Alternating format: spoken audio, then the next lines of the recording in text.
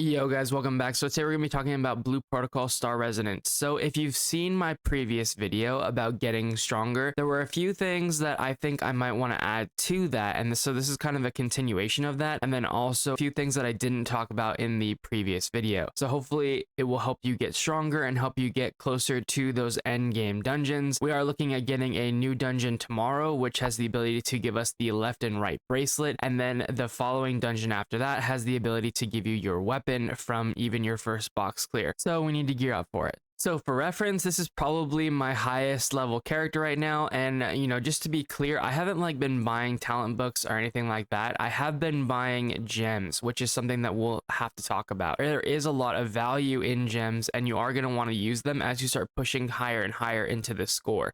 But I don't recommend you use them too early. This is the gear we are looking at for our character, is a combination of just all the gear that is available currently in the dungeons.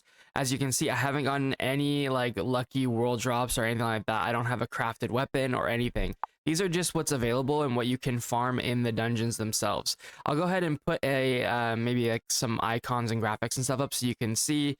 But we got Goblin Hard stuff, Tina's, all the different realms and dungeons. We've just been farming the drops from there because personally I haven't been getting very lucky from the world bosses, but we should maybe talk about that for a moment. So if you do go into the monster hunt section down here, you can actually go and look at your bosses over here and see what drops they have. So if you click over here on the right, you can see this boss doesn't drop any legendary gear. But if we switch and go to a boss like this, you can see that this boss drops both the gloves and the earring, and every boss that drops legendary gear has a chance of giving you your weapon. So if you get lucky, you could luck out and not have to worry about your weapon. But you can also get this chest, which will allow you to be more picky and choosy on when you want to get a piece of gear. So what I would recommend doing is when you find a dungeon or something that gives you a piece of gear, wait until you get one of those options and then you can just pick the other. Don't get too excited. Don't jump ahead of yourself. Hold it. Wait. And then that way you can really min-max your gear more effectively. Because if you go and you have a dungeon that's, let's say, giving you the same drops you're seeing here, and you pick the earrings on the first pull, and then you get unlucky and you get earrings again and again and again for your drops, you're going to be cursing yourself for not just waiting until you got that first drop and then just picking the other item. And if you want to see what dungeons have the ability to drop, you can go ahead and just come over here in this section of your map. Once you're up here on top of this platform where everyone is standing, every single one of these things right here is a different dungeon. So you can see a Goblin Lair over here, and then I switch it to hard mode, can drop you the gloves and the earrings. So again, just in case you need to try and plan out what dungeons you're doing for which upgrades, you can just go to each one. So Tina's is helmet and necklace, etc. If we look over on Max Roll, you do see that they have all of the dungeons listed right here. Tina's, Tower, Canema Trial, and this is the one that we're supposed to be getting tomorrow. And actually it's included in their actual week by week guide over here on Maxroll, which is something that I advise you guys to take a look at, but can also be a lot of information, especially all at once, with some decent repeats, stuff like check-in daily and stuff like that. So anyway, the point being is that on the 17th we're going to be getting access to Dragonclaw Valley, where you can get your left and right bracelet. It's going to be worth going in and getting those as well to kind of finish off your gear. And then on the 19th, we'll be able to do the Dark Mist Fortress. We'll be able to get our weapon from this. Now, this one here should be the last dungeon, I believe, and it is 10,930 power. The Dragonclaw dungeon is going to be a little bit less at 10,050. So if you do need those last three pieces like me, be on the lookout for those and it should be a lot easier. Okay, so now that we know we need to get at least 10,000 score, how are we realistically going to get there, right? 10,000 for the bracelet, farming tomorrow in that dungeon, and then 2 days from that, we'll be able to farm the weapon, right?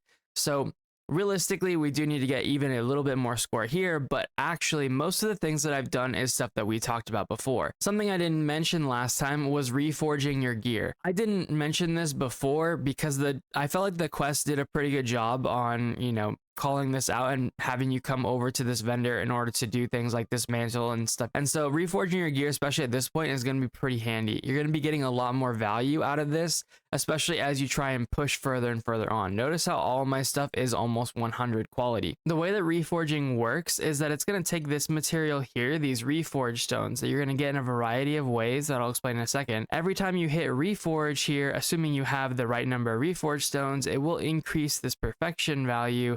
But the point being is every time it goes higher in perfection, you actually get more stats here, which is going to increase your overall ability score and making your piece of gear stronger. And then also reroll your stat here. So rerolling that stat may actually give you something undesirable. So that's something to keep in mind. And you can keep rerolling even once you have hit 100 perfection. You'll get these Reforge Stones in a variety of different ways, and also there will be more levels of Reforge Stones as we go further and further into the game. And the majority of this is actually gotten through, kind of doing your dailies. If you're going to go through and do your unstable spaces, you'll be getting some of this material daily. When I was recording this, I forgot to mention that you also get them from your regular dungeons. But also don't forget that you can get some more of it if you go into the store, colorful store, and then honor coin here. You can get 30 a week, and then also your pioneer rewards. If you didn't know, if you come to the features section here, and then you go to your weeklies, you can see your pioneer rewards. Now, these are different rewards you get for doing different stuff, and you get to loot on Monday. So make sure you're doing this. We already have had the chance to loot one of these, and the way that it works is you can pick 2 different types of items. 1 being a piece of gear, and then 2 being more of those stones.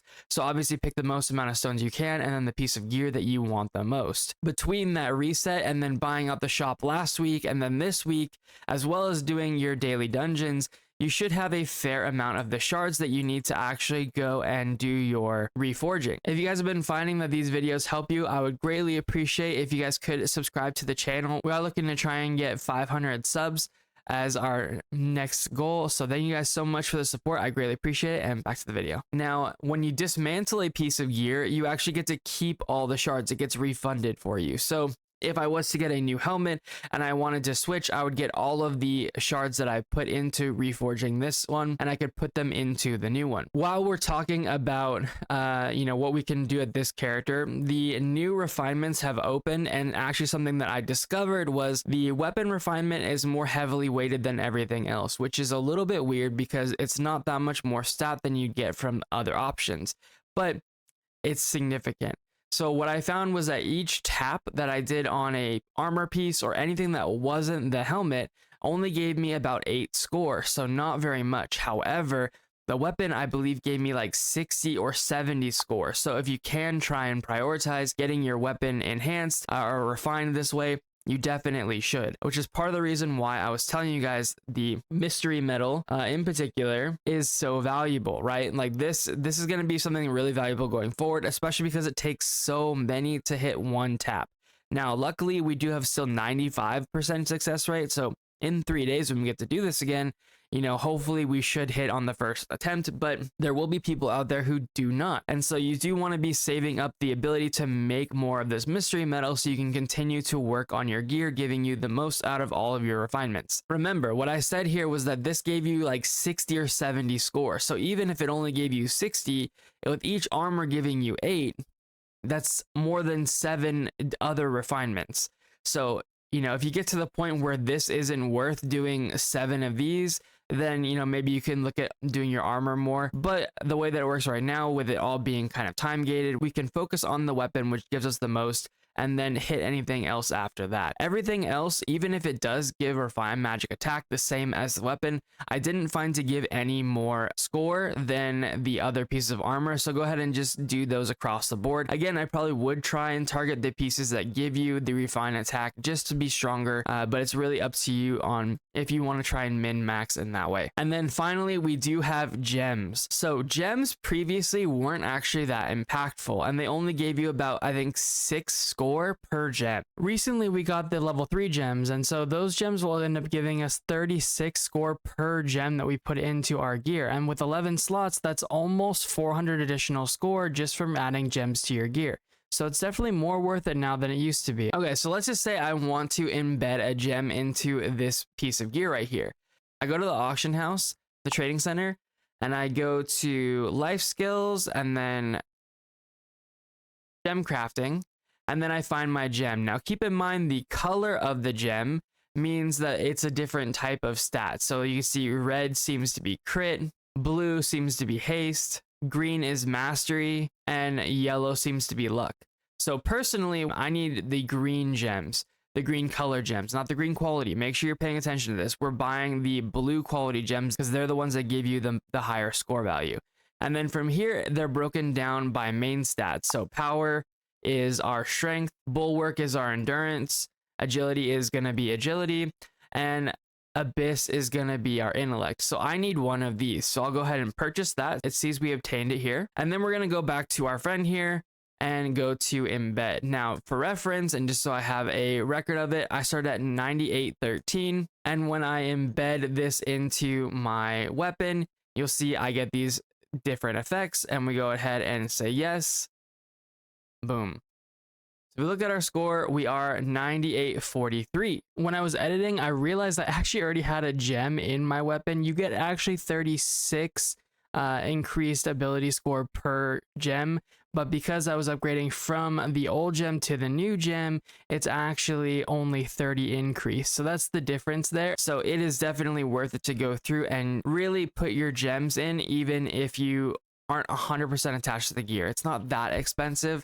You know, ideally you do try and target your yellow pieces first, but like me, I haven't gotten a weapon yet and probably not going to get a weapon for several more days. So I'm probably just going to go ahead and put the gems in my current slots and then just farm the bracelets tomorrow when the dungeon unlocks. Something I forgot to record and want to mention though is that if you do dismantle a piece of gear that has a gem in it, you do lose the gem. So make sure that you're trying to only invest in the pieces of gear that you want to keep, especially as we progress further into the game and gems get more expensive and are more rare. Another thing that will really help you with your ability score is going to be your skills. Now, there's lots of ways you could go about doing this. If you want to try and figure this out for yourself, that's different, you know, but definitely upgrading the skills that you're going to be equipped is going to be the best way. However, there is a high cost to the advancement of your skills. So what I would recommend doing is when you're looking at your class, going over to max roll here, and we can go and we can open something like this. This is the Verdant Oracle class guide. So in order to get to here, I could just go like build guides, and then you can just pick the class that you're playing from there. But on this guide, if you go down to skills here,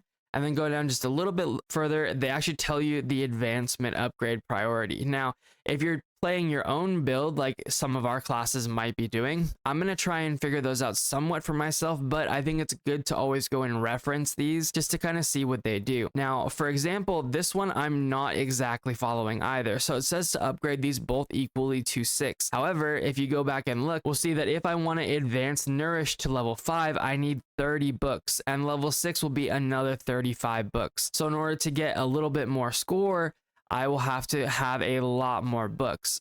So if I was to instead look at Nature's Ward, for example, and upgrade this instead, you can see I only need 6, 10, and then 15, and I can get 3 more advancement levels. So if you're getting to a place where you're really desperate and you're trying to look at how you can get just a little bit more score and you're not sure what else to do, this is going to be an option for you. But do remember, these books are limited, right? So if you don't have a lot of them, try not to waste them too much. Now, personally, I think it'll probably be okay to not upgrade these skills all the way to 6 because I'm already trying to get them, you know, closer up there, but it is pretty significant getting that 6th tier upgrade. So I do want to push it sooner rather than later. But as you can see, we even do still have several days left. But again, this is more of a guide for future people as well. So, and then again, with the talent points and stuff like that, just like I told you before, make sure you're doing your Irona's quest and make sure that you're doing your class trials so you have the most amount of talent points possible. That will also help with your score and help you just, you know, get the bigger impacts to your abilities. As you can see, we've actually been able to get pretty far down the tree now. And as you start getting down the tree further, some of your abilities end up being significantly stronger, which is going to help you do a lot of other stuff, including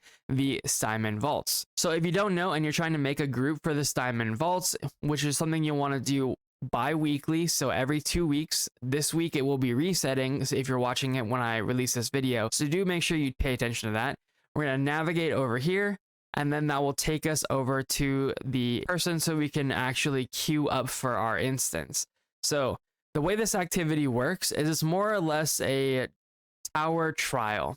If you ever played like, you know, Wuthering Waves or Genshin Impact or any of those other games, you've probably been somewhat familiar with the idea of a tower trial. And basically the way that it works is you're going to be clearing each floor, and then if you meet the conditions and clear it before the timer is up, you'll be able to go to the next floor. But part of the reason why you want to be doing this every week is because of the valuable rewards that you're going to be getting from it.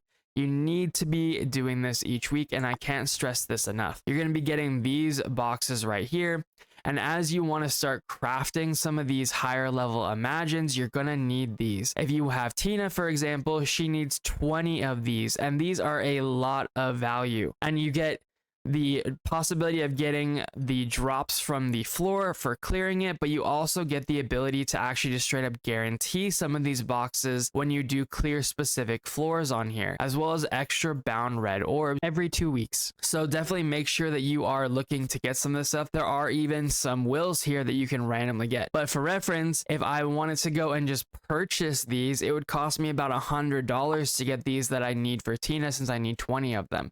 So you can map that out for yourself, but each one that you do get is significant value. I will be making a guide on doing the vaults, but it's going to be more of a like general guide, at least for the earlier floors, and maybe I'll do something more specific for the later floors. But I have noticed in particular, people don't really seem to kind of get the idea of like what chain pulling is and stuff like that. So if you're very familiar with like Mythic Plus or something, you might have a lot more experience doing this, but it does seem like a lot of the player base could use a little bit of tips for it. Okay, well, hopefully that was some good information that you guys can use to try and min-max and get closer to that 10,000 ability score. If you guys have any questions, feel free to comment down below, like the video if you like the video, and of course, subscribe to the channel if you want to support me and you want to help us reach our goal of 500 subscribers. I would greatly appreciate the support, and I really appreciate all the support on all the videos and everything. You guys have been amazing. Thank you guys so much, and I'll see you guys next time.